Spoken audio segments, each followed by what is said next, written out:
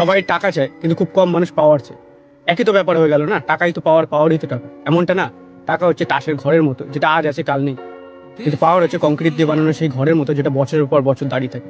যাদের কাছে টাকা নেই তারা টাকা চায়, কিন্তু যাদের কাছে অঢেল টাকা আছে, যেমন বিজনেসম্যান, পলিটিশিয়ান, তারা পাওয়ার চায়। মানে বুঝাচ্ছি, কোনো ব্যবসা প্রতিষ্ঠান যদি কাল কোনো সার্ভিস বা প্রোডাক্ট লঞ্চ করে, তুই নিবি না। কিন্তু তুই যদি শুনিস ওই প্রোডাক্টটা সার্ভিসটা টাটা কোম্পানি লঞ্চ করেছে, তাহলে তুই এক নিমেষের জন্য ভাববি ওটা নেওয়া যেতে পারে, কারণ টাটা কোম্পানির প্রতি আমাদের বিশ্বাস।